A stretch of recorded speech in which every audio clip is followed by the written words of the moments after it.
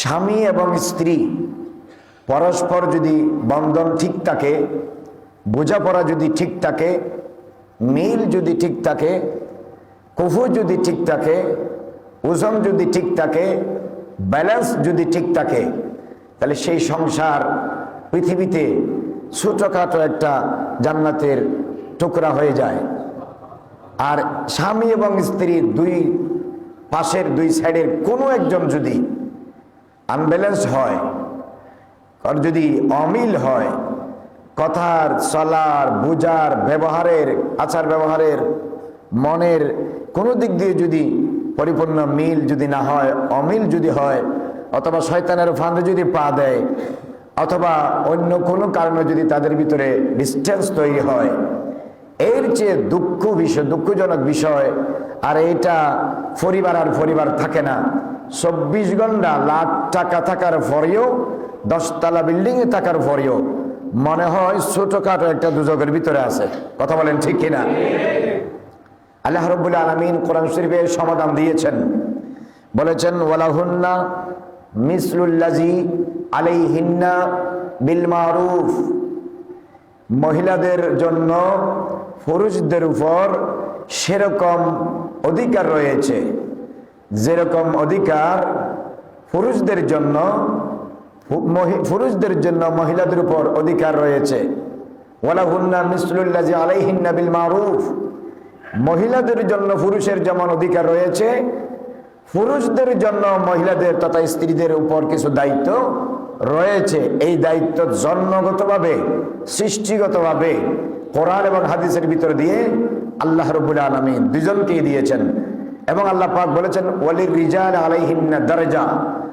তবে এখানে একটা বিষয় আল্লাহ পাক আলাদা করে বলেছেন, ওয়ালির রিজাল আলাইহিন্না দারজাত।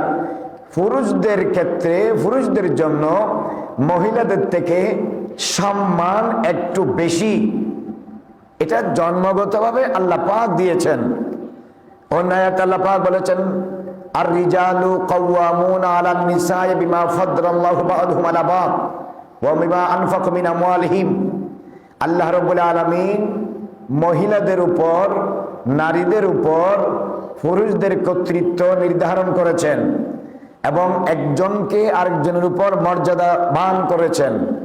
কেননা ভরণ পোষণের দিক দিয়ে, খরচের দিক দিয়ে, বিপদ আপদের দিক দিয়ে, খাবার দাবার, পোশাক পরিচ্ছদের দিক দিয়ে, সবকিছু পূরণের দিক দিয়ে পুরুষরা তাদের অর্জিত সম্পদ থেকে খরচ করা তাদের নারীদের জন্য, স্ত্রীদের জন্য আল্লাহ রাব্বুল আলামিন পুরুষদের উপর ওয়াজিব দায়িত্ব দিয়ে দিয়েছেন। যেহেতু পুরুষরা এই সব কিছু বহন করে, সেহেতু পুরুষদের সম্মান, মর্যাদা আলাদাভাবে একটু বেশি করে দিয়েছেন নারীদের উপর থেকে। এটা আল্লাহ রাব্বুল আলামিন দিয়েছেন। তবে নারীদের সম্মানও ইসলাম দিয়েছেন এমন ভাবে, আল জান্নাতু তাহতা আকদামিল উম্মাহাত। সকল সন্তানের বেহেশত তাদের মা জননীর কদমের নিচে। বড় করে বলুন সুবহানাল্লাহ।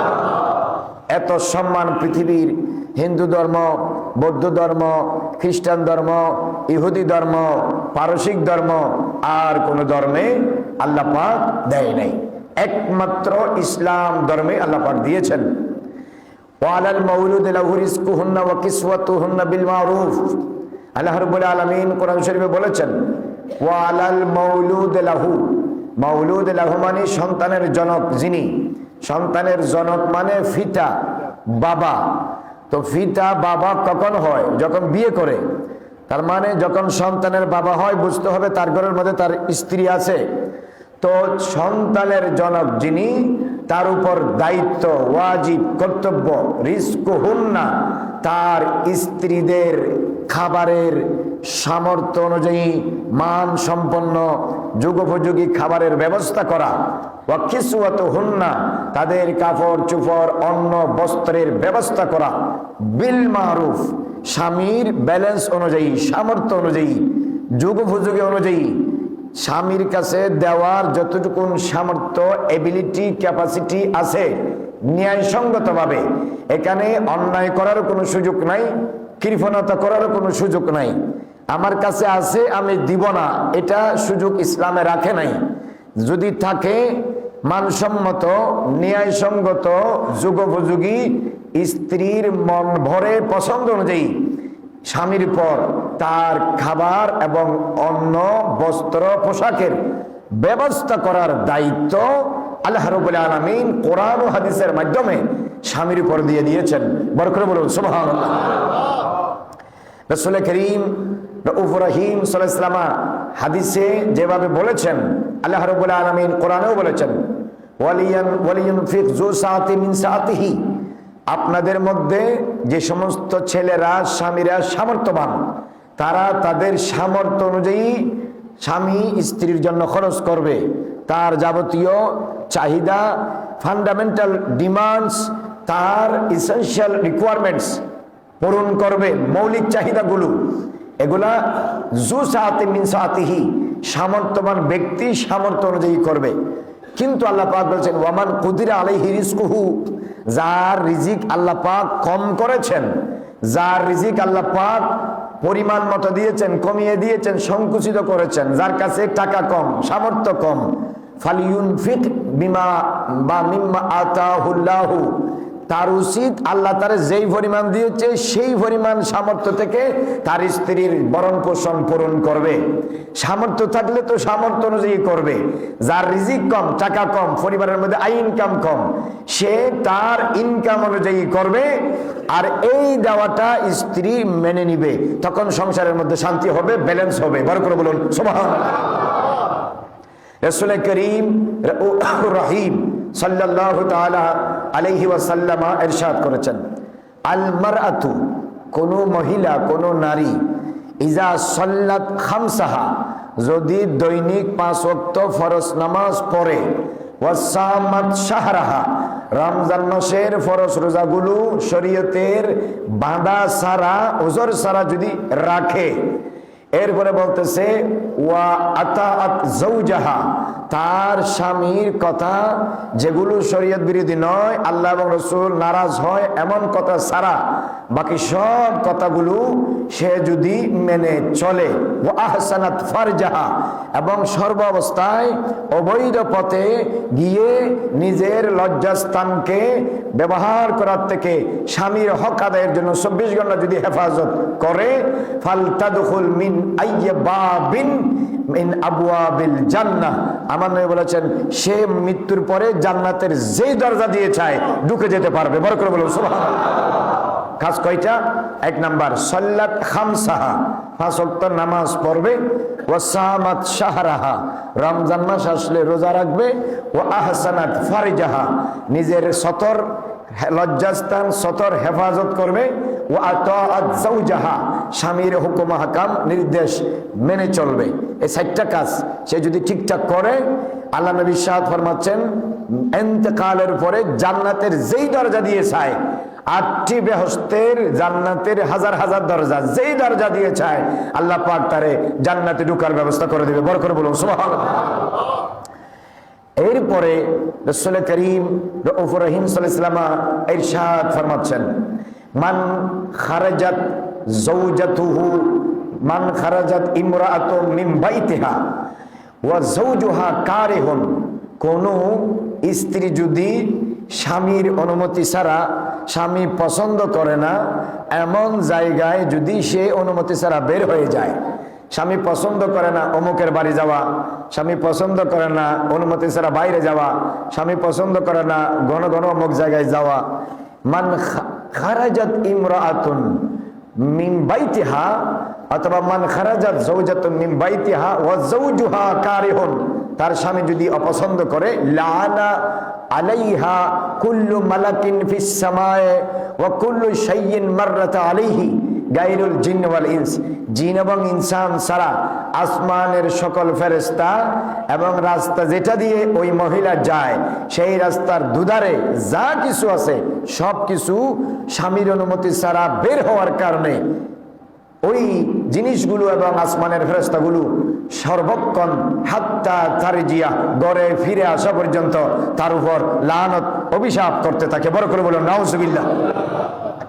এই জন্য এটা কেন বলেছেন, একটা পারিবারিক অবকাঠামো যদি ভঙ্গুর হয়ে যায়, স্বামী স্ত্রীর সম্পর্ক যদি নষ্ট হয়ে যায়, স্বামী স্ত্রীর ভিতরে যদি মনোমালিন্য ধীরে ধীরে প্রকট আকার ধারণ করে, তখন সামাজিক পারিবারিক শান্তি বিনষ্ট হয়। তার ঘরে জন্ম হওয়া সন্তানগুলো বাবা এবং মায়ের আদর এবং স্নেহ যত্ন থেকে বঞ্চিত হয়, তারা বিভিন্ন সমস্যার সম্মুখীন হয়, অবহেলা তারা পাত্র হয়, ঘৃণার পাত্র হয়, তাদের উপর থেকে রহমত দয়া ছায়া মা বাবার কাছ থেকে উঠে যায়। এই জন্য রাসূল করিম সাল্লাল্লাহু আলাইহি ওয়াসাল্লাম এই বিধানগুলো বারবার দিয়েছেন, স্ত্রীকে বলেছেন স্বামীর হুকুম হাকাম মেনে চলার জন্য। একটা জিনিস মনে রাখতে হবে, স্বামীর নির্দেশ মেনে চলা স্ত্রীর জন্য গোলামি নয়, দাসত্ব নয়। পশ্চিমা দেশগুলো আমাদের মেয়েদেরকে শিখাচ্ছে, তুমি তোমার স্বামীর কথা মেনে চলবা কেন? তুমি তো নিজের পায়ে দাঁড়াও, তুমি একজন শিক্ষিত হাই এডুকেটেড ব্যক্তি, মহিলা নারী, তুমি কেন আরেকজন পুরুষের কথায় চলবে, আরেকজন পুরুষের কথায় উঠবে আর বসবে, উঠতে বললে উঠবে, বসতে বললে বসবে? ইসলাম এটা বলে নাই। এই যে কথা বলে পশ্চিমা দেশগুলো স্বাধীনতা দেওয়ার নামে, এটা বাস্তবে একজন মহিলাকে ধীরে ধীরে স্লো পয়জনের মাধ্যমে স্বামীর মোহাব্বত ভালোবাসা থেকে বের করে নিয়ে আসার একটা ষড়যন্ত্র চক্রান্ত। এটা যদি তারা সফল হয় তখন ওই পরিবারটা নষ্ট হয়ে যায়। এই জন্য বর্তমানে বাংলাদেশে স্বামী এবং স্ত্রীর মাঝখানে মনোমালিন্য হওয়ার কারণে, বহুমাত্রিক স্বাধীনতা কামনা করার কারণে নারীরা বিয়ে করে বেশি দিন স্বামীর সংসারে থাকতে পারতেছে না। যেই পরিমাণ বিয়ে হচ্ছে ঢাকা শহরে, তার চেয়ে দ্বিগুণ হারে সংসার ভাঙতেছে। বর্তমানে বাংলাদেশে বিয়ের চেয়ে তালাকের সংখ্যা বেশি। কেন? নারীরা মনে করতেছে স্বামীর কথা শোনা মানে স্বামীর গোলাম হওয়া। ইসলাম কোন নারীকে স্বামীর গোলাম বানাই নাই, স্বামীর দাসদাসী বানাই নাই। বলেছে তুমি কোনো না কোনো এক ব্যক্তির অনুগত থাকতে হবে। পুরুষরা অনুগত থাকবে তার মা বাবা, স্ত্রীরা অনুগত থাকবে তার স্বামী, আর বান্দারা অনুগত থাকবে তার খোদা। তো ঘুরিয়ে ফিরিয়ে স্বামীর কথা মানা আর মা বাবার কথা মানা, ওস্তাদের কথা মানা, ঘুরিয়ে ফিরিয়ে নবীর কথা মানাই তো আল্লাহর কথা মানা। বিধান তো আল্লাহ এবং আল্লাহ রসুলই দিয়েছেন। তো এখানে আল্লাহ রসুলের কথা আনে না, আনে কার? স্বামীর। তো তুমি তো একজন স্বাবলম্বী মেয়ে, তুমি সচিব, তুমি কাউন্সিলর, তুমি এই যে বলে মন্ত্রী, তুমি এমপি, তুমি ওসি, তুমি ডিসি, তুমি এসপি, তুমি একজন ম্যাজিস্ট্রেট, তুমি অ্যাডভোকেট, তুমি উকিল, তুমি ডাক্তার, তুমি কেন আরেকজন ছেলের কথা শুনবে? তোমার কথায় শত শত ছেলেরা উঠে আর বসে। এই ধারণা যখন কোনো মেয়ের ভিতরে স্থায়ীভাবে বসে যায়, তখন স্বামী আর তার কাছে স্বামী থাকে না, এটা 8-10 জন ছেলের মতো গোলাম হয়ে যায়। তখন এই দৃষ্টিকোণ থেকে স্বামীকে যখন কোনো স্ত্রী দেখে, তখন সেই সংসারে আর শান্তি হয় না, তখন রহমত উঠে যায়, বরকত উঠে যায়, শান্তি উঠে যায়। আস্তে আস্তে এই সংসার প্রাচ্য ওই ওয়েস্টার্ন কান্ট্রির মতো হয়ে যায়। স্বামী স্বামীর মতো, স্ত্রী স্ত্রীর মতো, তুমি একজনকে নিয়ে চলো, আমি আরেকজনকে নিয়ে চলি, তুমি তোমার মতো, আমি আমার মতো। তখন পারিবারিক বন্ধন উঠে যায়। পারিবারিক বন্ধন যখন উঠে যায়, স্বামী স্ত্রীর সম্পর্ক যখন নষ্ট হয়ে যায়, তখন সেখানে আর রহমত বলতে, বরকত বলতে, নেয়ামত বলতে কিচ্ছু থাকে না। এটা আর পরিবার থাকে না, এইটা আর পরিবার থাকে না। সেই জন্য আল্লাহ রাব্বুল আলামিন, রাসূল রাব্বিল আলামিন রাহমাতুল লিল আলামিন আমাদেরকে বারবার সতর্ক করেছেন, বলেছেন ইজা দাআর রাজুলু ইমরাআতাহু ইলা ফিরাশিহি, কোন মহিলাকে, স্ত্রীকে, বিবাহিত স্ত্রীকে স্বামী যদি বিছানায় রাত্রে ডাকে, ফাআবাত, স্ত্রী যদি কোনো কারণ ছাড়া অস্বীকার করে, অপারগতা প্রকাশ করে, বাতা গাদবানা, আর স্বামী যদি সারা রাত অসন্তুষ্ট অবস্থায়, নারাজ অবস্থায় রাত্রি যাপন করে, লাআনাত আলাইহি মালাইকা, ফেরেশতারা সারা রাত ওই স্ত্রীর উপর লানত করে। সুতরাং স্ত্রীকে তার স্বামীর দিকে সার্বক্ষণ ভাবে খেয়াল রাখতে হবে। আমার নবী হাদিসে ইরশাদ করেছেন, ওয়াল্লাযী নাফসু মুহাম্মাদিন ওয়াল্লাযী নাফসু বিয়াদিহি, আল্লাহর নবী ইরশাদ ফরমাচ্ছেন, ওই আল্লাহর হাতে মুহাম্মদ সাল্লাল্লাহু আলাইহি ওয়াসাল্লামের জান, সেই আল্লাহর শপথ করে বলতেছি, লা তুওয়াদ্দি ইমরাআতুন হাক্কা রাব্বিহা হাত্তা তুওয়াদ্দি হাক্কা যাওজিহা, কোন নারী যতক্ষণ তার স্বামীর বৈধ রাইটগুলো ডিমান্ডসগুলো, হকগুলো আদায় করবে না, ততক্ষণ আল্লাহর হক আদায় হবে না। যদি আল্লাহর হক মহিলারা আদায় করতে চায়, শরীয়তের দেওয়া, ইসলামের দেওয়া, স্ত্রী আগে তার স্বামীর হকগুলো আদায় করতে হবে। স্বামীর হক আদায়ের মধ্য দিয়ে অটোমেটিক আল্লাহর হক আদায় হয়ে যায়। বরকত বলুন সুবহানাল্লাহ। এরপরে রাসূল করিম সাল্লাল্লাহু আলাইহি ওয়াসাল্লাম ইরশাদ করেছেন, লা তাজিদু ইমরাআতুন হালাওয়াতাল ঈমান, একজন মহিলা ততক্ষণ ঈমানের স্বাদ পাবে না হাত্তা তুয়াদ্দিয়া হাক্কা যাওজিহা, যতক্ষণ সে তার স্বামীর হক আদায় না করে। এজন্য স্বামীর হক যদি কোনো মহিলা ঠিকঠাক আদায় করে, তখন সে ইবাদতের ভিতর দিয়ে ঈমানের স্বাদ পায়। কেননা স্বামীর অনুগত যদি স্ত্রী না থাকে, স্ত্রীর প্রতি স্বামী যদি দয়াবান, মেহেরবান, দয়াময় যদি না থাকে, তাহলে সেখানে ইবাদত হাজার করলেও সেই ইবাদতের স্বাদ স্বামী স্ত্রী কেউ পাবে না। আমাদের বর্তমান সমাজের সংসারে অসংখ্য পরিবারে এখন এই সমস্যাটা কেন হচ্ছে দেখেন আপনারা। বাংলাদেশে যতগুলো কর্পোরেট ব্রাঞ্চ আছে, ব্যাংক আছে, আমি অনেকবার বলেছি, একটি ব্যাংকে যদি 12 জন চাকরি করে, সবাই মাস্টার্স হোল্ডার, সবাই উচ্চশিক্ষিত, সবাই জেন্টেল, সবাইকে কোম্পানি নিয়ে দেয়, সবাই 10টা থেকে 8টা, 4টা, 5টা জব করে, কিন্তু তারপরেও তারা যতক্ষণ ব্যাংকে থাকবে, একজন তাদের মতো একজন ব্যক্তির কথা তাদেরকে মেনে চলতে হয়, তারে বলেন ম্যানেজার। এখন জুনিয়র অফিসার বা সিনিয়র অফিসার বা ফরেন অফিসার বা এক্সিকিউটিভ অফিসার বা আরেকজন যিনি আছেন, উনি যদি বলে, স্যার আপনিও মাস্টার্স পাস, আমিও মাস্টার্স পাস, আপনিও কোম্পানির জব করেন, আমিও অথরিটির জব করি, আমারও ওনারা নিয়োগ দিছে, আপনারও ওনারা নিয়োগ দিছে, আমিও মাস শেষে বেতন পাই, আপনিও মাস শেষে বেতন পান, আপনিও 10টা 4টা, আমিও 10টা 4টা, তাহলে আমি কেন আপনার কথা শুনবো? আমি আপনার কথা শুনবো না। আপনি আপনার মতো চলেন, আমি আমার মতো চলি। তখন ব্যাংক আর ব্যাংক থাকবে না, এটা মারামারির একটা বাজার, মারামারির একটা কেন্দ্র হয়ে যাবে। কেউ কারো কথা না শুনলে, আনুগত্য না থাকলে, এখানে ব্যাংক কর্তৃপক্ষ ওই ব্রাঞ্চ চালাইতে পারবে না। এখানে পাবলিকের আমানত আর আমানত থাকবে না, এখানে লুটপাট হয়ে যাবে, মারামারি হবে, প্রত্যেকদিন ঝগড়া হবে। এই জন্য সবাই মাস্টার্স পাস, যোগ্য শিক্ষিত হওয়ার পরেও বাকি 12 জন উচ্চ শিক্ষিত আরেকজন ম্যানেজারের কথা শুনতে বাধ্য। কেন বাধ্য? শৃঙ্খলা রক্ষার জন্য, শান্তি প্রতিষ্ঠার জন্য, কর্তৃপক্ষ লাভবান হওয়ার জন্য আইন কানুন মেনে চলতে হয়। এই জন্য স্ত্রী যতই উচ্চ শিক্ষিত হোক, যতই হাই এডুকেটেড হোক, যতই উচ্চ পরিবারে হাই লেভেলের তারা লাইফ লিড করুক, তারপরেও সে যখন আরেকজনকে বিয়ে করবে, কবুল বলবে, তার স্বামীকে তার মেনে চলতে হবে, তাকে আনুগত্য রাখতে হবে, শ্রদ্ধার সাথে ভালোবাসতে হবে, সম্মানের সাথে অ্যাটিটিউড ম্যানার দেখাতে হবে। তখন ওই পরিবারে আল্লাহর রহমত হবে। আল্লাহর রহমত যখন নাজিল হবে, শান্তি অটোমেটিক আসবে। আল্লাহর রহমত ছাড়া শান্তি আসে না। শান্তি মানুষে তৈরি করতে পারে না, শান্তি আসমান থেকে আসে। হয় অন্তরের শান্তি, হোক শরীরের শান্তি, হোক পরিবারের শান্তি, হোক অর্থনৈতিক শান্তি, হোক সামাজিক শান্তি, হোক রাজনৈতিক শান্তি। শান্তি আল্লাহ দিলে হয়, নিজে নিজে শান্তি তৈরি করতে পারে না। আর শান্তির জন্য সর্বাবস্থায় আল্লাহর রহমতের দরকার হয়। আল্লাহর রহমত পাওয়ার জন্য আল্লাহর হুকুম হাকাম মেনে চলতে হয়। আল্লাহর হুকুম হাকাম মানতে হলে স্বামীর হক আদায় করতে হবে, আর স্বামীও স্ত্রীর হক আদায় করতে হবে। তখন পরিবারের রহমত হবে, তখন শান্তি হবে, তখন শান্তি হলে পরিবার জান্নাতের টুকরা হবে। বড় করে বলুন সুবহানাল্লাহ।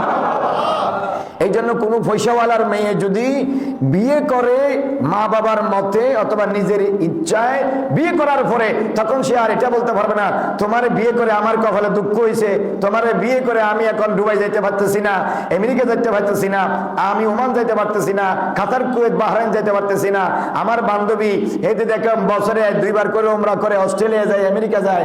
তো তোমার তো বিয়ে করার আগে চিন্তা করার দরকার ছিল, কারে বিয়ে করলে ঘন ঘন আমেরিকা যাইতে পারবা, কারে বিয়ে করলে ঘন ঘন দুবাই, কুয়েত, কাতার তুমি এদিক সেদিক দৌড়তে পারবা। এটা তো বিয়ে করার আগে চিন্তা করার দরকার ছিল।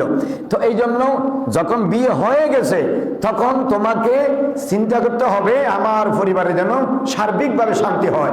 আল্লাহর কাছে দোয়া করতে হবে, ফরিয়াদ করতে হবে, নামাজ পড়তে হবে, পর্দা করতে হবে, হালাল রুজি রোজগার করতে হবে, স্বামী স্ত্রী একে অপরকে কাছের থেকে বুঝতে হবে, এবং ভালোবাসা থাকবে, সাথে শ্রদ্ধাও থাকতে হবে।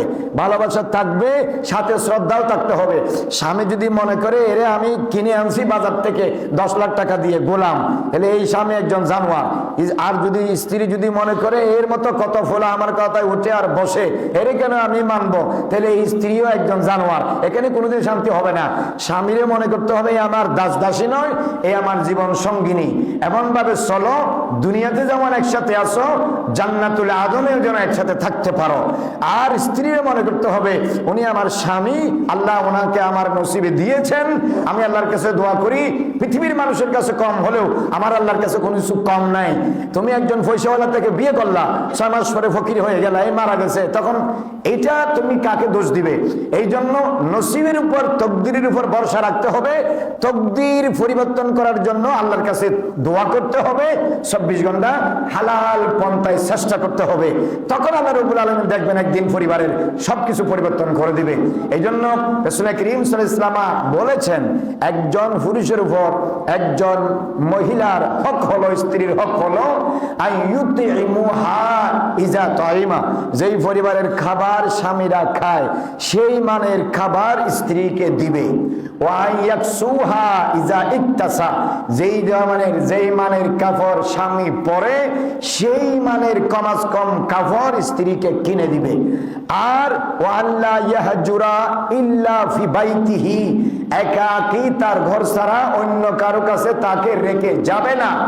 এই হলো স্ত্রীর হক। ওয়ালা ইয়াদরিবা ওয়াজহাহু, আর তার চেহারাতে সংবেদনশীল জায়গাগুলোতে স্বামী কোনোদিন মার দিবে না, প্রহার করবে না, শরীয়ত এটা মানা করেছে। আর আমাদের দেশে কিছু পুরুষ আছে গরু ছাগলের মতো বউরে ফিটায়, আরে মারে মা কি মার দেয়, বাইরে হইলো বিড়াল, ঘরের মধ্যে হইলো, ঘরের ভিতরে গেলে বাঘ হয়ে যায়। এই স্ত্রীর উপর যারা অন্যায়ভাবে জুলুম করে, মনে রাখবেন স্ত্রীর বদদুয়া খুব তাড়াতাড়ি পড়ে, এটা মনে রাখতে হবে। বউয়ের বদদুয়া খুব তাড়াতাড়ি কবুল হয়। কেন জানেন? আপনি তো সারা দুনিয়া দৌড়তেছেন, এই তো 24 ঘন্টা একটা দেওয়ালের ভিতরে বন্দি। প্রথমে সামনের রুম, তারপরে ভাগঘর, এই ছাড়া তার যাওয়ার কোনো জায়গা নাই। সকালেও যেই কাজ, দুপুরেও সেই কাজ, বিকেলেও সেই কাজ, রাত্রেও সেই কাজ। এই দৌত করা, পরিষ্কার করা, ঘর জাদু দেওয়া, থালা বাসন মাজা, খাবার দাবার রান্না করা, ছেলে সন্তানের দেখভাল করা, শ্বশুর শাশুড়ি থাকলে তাদের সেবা করা। একজন মহিলা 24 ঘন্টা 30 দিনে এই কাজ করে, তার মন মানসিকতা কতক্ষণ ভালো থাকে। স্বামীর কর্তব্য বাইরে যতক্ষণ থাকবেন, ঘরে আসলে স্ত্রীকে পারিবারিক কাজে সহযোগিতা করবেন, তার মন মানসিকতা বোঝার চেষ্টা করবেন। রাসূল করিম সাল্লাল্লাহু আলাইহি ওয়াসাল্লাম বলেছেন, ঘরে পুরুষরা যখন ঢুকে স্ত্রীকে দেখলে যদি পুরুষের মন শান্তি হয়, সেই মহিলা হলো আল্লাহর কাছে, রাসূলের কাছে নেককার মহিলা। বড় করে বলুন সুবহানাল্লাহ। আর ঘর থেকে, বাইরে থেকে ঘরে যদি স্বামী আসে, দরজায় এসে স্বামীকে মুচকে হাসি দিয়ে তার হাতে কোনো জিনিস থাকলে এটা এক বাড়াইয়া নিয়ে স্বামীকে সুন্দর করে রিসিভ করা, এটা একজন স্ত্রীর দায়িত্ব, যদি পরিবারের মধ্যে সেরকম পরিবেশ থাকে। আর ভিতরে গিয়ে গরমকালে, শীতকালে, সর্বপরিস্থিতিতে তার খোঁজখবর রাখা, কেমন আছে না আছে, দিন কেমন গেল, কি দরকার, কি দিতে হবে না হবে, স্বামীর সাথে কুশলাদি বিনিময় করা, তার মন মেজাজ বোঝার চেষ্টা করা, এটা সদকা, এটা ইবাদত। একজন উত্তর দিকে তাকায় থাকে, আরেকজন দক্ষিণ দিকে তাকায় থাকে, বিশাল আপনার 4 ফুট বাই 7 ফুট একটা পালং খাটের মধ্যে শুই, একজন মাশরিকে আরেকজন মাগরিবে, মাঝখানে কুল বালিশ দিয়ে ঘুমাইলে এখানে শান্তি করতে কে হবে? পাশাপাশি ঘুমাইতে হবে, একজন একজনকে বুঝতে হবে, আল্লাহর রহমত কামনা করতে হবে, সুযোগ হলে রাত্রে উঠে তাহাজ্জুদ পড়তে হবে, তখন সেই পরিবারে শান্তি হবে। এখন আমাদেরকে, আমরা তো দিন ধর্মের ধারে নাই, মৌলবীরা কথা বললে মহিলাদের গায়ে জ্বালা হয়ে যায়, কয় মৌলবীর কথা আর শুনবা না। দেশে যারা মহিলাদেরকে বুক করার চেষ্টা করে, তারা সব সময় বলে তোমাদেরকে মহিলারা, মোল্লারা, মৌলবাদীরা তোমাদেরকে ঘরের মধ্যে বন্দি রেখে দিয়ে করে চাচ্ছে, বুরকার মধ্যে বন্দি করতে চাচ্ছে, তোমাদের স্বাধীনতা। আরে ইসলাম মহিলাদেরকে যেই সম্মান আর স্বাধীনতা দিয়েছে, পৃথিবীতে কোন ধর্ম আগেও দেয় নাই, কিয়ামতের আগেও দিতে পারবে না। কেমনে দিবে? যেই ধর্মের লক্ষ্য বানাইছে তো আল্লাহ, তো আল্লাহ যাদেরকে বানাইছে তাদের সম্পর্কে কোন অবস্থায় কোথায় কখন শান্তি হবে সবচেয়ে বেশি জানেন আল্লাহ। এই জন্য আমাদেরকে যিনি বানাইছেন, এই যন্ত্র কখন শান্তি হবে, রিল্যাক্স হবে, জানেন যিনি বানিয়েছেন তিনি। তো তিনি যেই ক্যাটালগ দিয়েছেন, সেই ক্যাটালগ ওভারটেক করে মানুষের দেওয়া কথা নিয়ে চললে ওখানে কোনোদিন শান্তি হবে না। মহিলাদেরকে স্বাধীনতার নামে ঘর থেকে যদি বের করা যায়, তাহলে তাকে দেখা যায়, তারে বুক করা যায়, তার রূপ গুণ দেখা যায়। আমার বউ আপনার আমার বোন, আপনারা ওরা ঘরের ভিতরে থাকলে আরেকজন তো দেখতে পাচ্তেছে না, এই জন্য একটা কথা দিয়ে স্লোগান দিয়ে যদি তারে কোনো রকম ঘর থেকে বের করতে পারি, তাইলে তো তার পর্দার ভিতরে থাকা বউকে, বোনকে, মেয়েকে আমি এখন দেখার সুযোগ হয়ে গেল। আমাদের বাংলাদেশের মহিলারা এটা বুঝে না, বলে কি শরীর আমার, সিদ্ধান্ত আমার। এটা একটা মুনাফিকি কথা। শরীরও তোমার নয়, সিদ্ধান্তও তোমার নয়। শরীর দিয়েছেন আল্লাহ, সিদ্ধান্তও দিয়েছেন আল্লাহ। মেনে চলার দায়িত্ব আল্লাহর বান্দা, নারী এবং পুরুষের। বড় করে বলুন সুবহানাল্লাহ। পশ্চিমা দেশগুলোর এটা ইবলিসের থিঙ্কিং, এটা শয়তানের সোচ, এটা শয়তানের চিন্তা, এটা মানুষ মুসলমানের চিন্তা নয়। এই জন্য রাসূল করিম সাল্লাল্লাহু তাআলা আলাইহি ওয়া আলিহি ওয়াসাল্লাম বলেছেন, স্বামী যদি ঘরে থাকে, স্বামীর অনুমতি ছাড়া বউ নফল রোজা রাখা জায়েজ নাই। তবে ফরজ রোজা রাখতে স্বামীর অনুমতি লাগবে না, কারণ এই রোজা ফরজ করেছেন স্বামী স্ত্রী দুজনের উপর কে? আল্লাহ। আর নফল ইবাদত করার জন্য স্বামীর অনুমতি নেওয়া দরকার, কারণ নফল ইবাদতের চেয়ে স্বামীর মন খুশি করা বড় ইবাদত। এটা ইসলাম দিয়েছে, এটা তো আমি দিই নাই, এটা কোনো মোল্লাও দেয় নাই, মৌলবীরাও দেয় নাই। তুমি যদি মুসলমান হয়ে থাকো, তুমি কোরআন পড়ো, তোমার নবীর উপর ঈমান এনেছো, লা ইলাহা ইল্লাল্লাহ মুহাম্মাদুর রাসূলুল্লাহ, তোমার নবীর দেওয়া শরীয়ত তুমি পড়ো, স্টাডি করো, গবেষণা করো, দেখবে তোমার ভিতরে বুঝে চলে আসবে স্বামীর কথা মানার নাম গোলামি নয়, বউকে বিয়ে করার নাম দাসদাসী নয়। এই খেয়াল কোনোদিনও করা যাবে না। পরস্পরের প্রতি শ্রদ্ধা, সম্মান, ভালোবাসা, সৌহার্দ্য, সম্প্রীতি এবং পাশাপাশি অবস্থানের মন মানসিকতা থাকতে হবে। স্বামী যদি অশিক্ষিত হয়, বিয়ে যখন করে ফেলেছ তাকে মেনে নাও। স্ত্রী যদি অশিক্ষিত হয়, বিয়ে যখন করেছ তাকে নিয়ে থাকার সর্বাত্মক চেষ্টা করো, আল্লাহর কাছে ফরিয়াদ করো। দুনিয়াতে যদি কোনো জিনিস কম পাও, এইটার বিনিময়ে আল্লাহ তোমার আখিরাতে এমন জিনিস দিবে, যখন তুমি আখিরাতে পাবে তখন তুমি বলবে আমার এই বউ দুনিয়াতে আমার জন্য অনেক ভালো ছিল, তারা যদি আরো ভালো করে করতাম তাহলে তো এর চেয়ে আরো বেশি নিয়ামত আখিরাতে পাইতাম। আল্লাহ রাব্বুল আলামিন বলে, কোন স্ত্রী তার স্বামীরে নিয়ে অভাব সত্ত্বেও, কোন স্বামী তার স্ত্রী নিয়ে অভাব সত্ত্বেও যদি আল্লাহর দিকে ভরসা করে যদি কাটাই দিতে পারে জিন্দেগি, বিনিময়ে আল্লাহ তারে বেফানা নিয়ামত জান্নাতে দান করবে। বরকত বলুন সুবহানাল্লাহ। সবচেয়ে বড় কথা হলো ওই নেককার স্ত্রীকে আল্লাহ পাক তারে 70টা হুরের চেয়ে বেশি সুন্দর করে তার পাশে বসাই দিবে। জান্নাতের হুরগুলো তার বউয়ের সামনে সুন্দর লাগবে না, কোটি কোটি হুরের চেয়ে তার বিয়ে করাবো জান্নাতে তার কাছে বেশি সুন্দর লাগবে। এই জন্য দোয়া করো, দুনিয়াতে যেমন বউ নিয়ে আসো, জান্নাতেও যেন তোমার পরিবার নিয়ে থাকতে পারো। সেই দোয়া হলো সবচেয়ে বড় দোয়া। রাসূলুল্লাহ সাল্লাল্লাহু আলাইহি ওয়াসাল্লাম বলেছেন, খিয়ারুহুম লিনিসাইহি, ওই পুরুষরা আল্লাহর কাছে উত্তম তোমাদের মধ্য থেকে যারা তাদের বউয়ের কাছে উত্তম। বউয়ের কাছে যে ভালো থাকতে পারে না, আরেকজনের কাছে সে প্রত্যেকে ভালো থাকবে। জামাইয়ের কাছে যে ভালো থাকতে পারে না, আরেকজনের কাছে সে ভালো থাকতে পারবে না। আল্লাহ রাব্বুল আলামিন আমাদের পারিবারিক বন্ধন মজবুত করার, শান্তিময় করার, টেকসই করার, সুন্দর করার, রহমতময় করার, নিরাপদময় করার, ইসলামী করার, ধার্মিকভাবে করার আল্লাহ রাব্বুল আলামিন আমাদের প্রতিটা মুসলমানকে তৌফিক দান করে। বড় করে বলি আমিন।